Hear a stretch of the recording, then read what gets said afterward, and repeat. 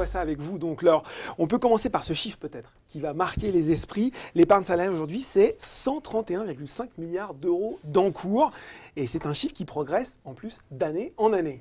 Exactement. L'épargne salariale, c'est 131 milliards d'euros d'encours et qui est en progression chaque année de quelques milliards d'euros. C'est surtout 10 millions de salariés qui sont couverts, 10 millions de salariés, anciens salariés retraités ou salariés en activité, qui ont un compte d'épargne salariale et environ les 2/3 qui chaque année y font des versements ou des retraits, qui font des opérations chaque année. Alors 60% des salariés du secteur privé sont couverts, surtout dans les grandes entreprises, un peu moins dans les PME, même beaucoup moins dans les PME. C'est un domaine dans lequel il faut encore progresser un Exactement, petit peu. Ouais. et c'est un des domaines dans lesquels il faut progresser. Et l'information donc, de la semaine de l'épargne salariale est à destination des salariés et aussi des entreprises, en particulier des PME, pour leur montrer tous les atouts de l'épargne salariale.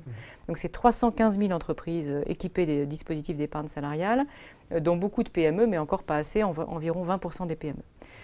Sur cet encours de 131 milliards, il est alimenté par différentes sources, donc la participation, l'intéressement. L'intéressement, c'est la première source d'alimentation de l'épargne salariale avec environ 5 milliards d'euros pour 2017.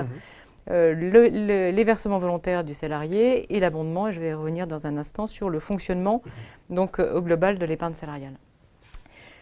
Donc les différents outils et leurs fonctions. Il y a différents outils effectivement après pour placer cette épargne salariale. Exactement. Ouais. En fait, il y a les outils qui alimentent l'épargne salariale et ensuite les outils qui réceptionnent cette épargne salariale et qui permettent de l'investir.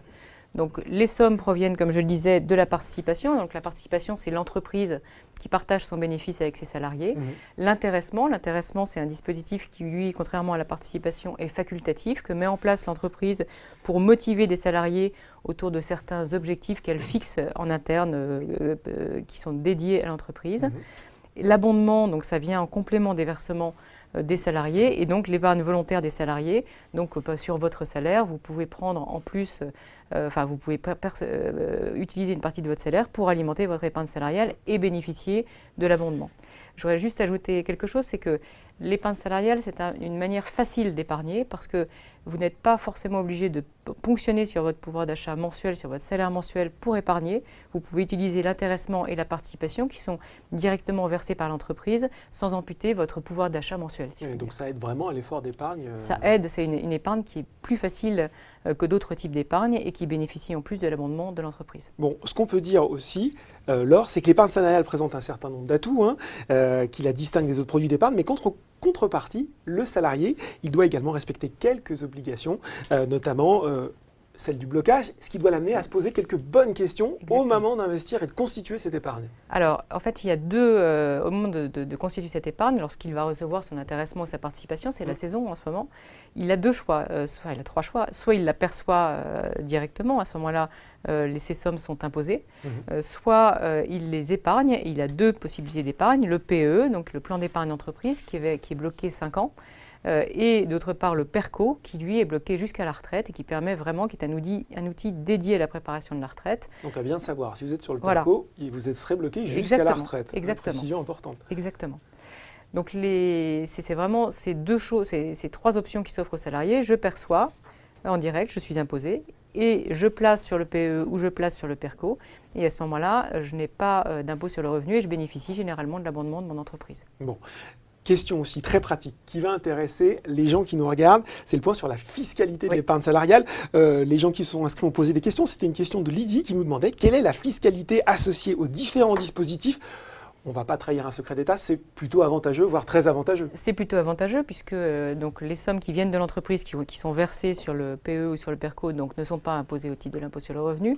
Et à la sortie, donc, on a une fiscalité qui est comparable à celle du PEA, c'est-à-dire qu'on a uniquement les prélèvements sociaux sur les plus-values, sur la partie plus-value, donc au taux aujourd'hui de 17,2.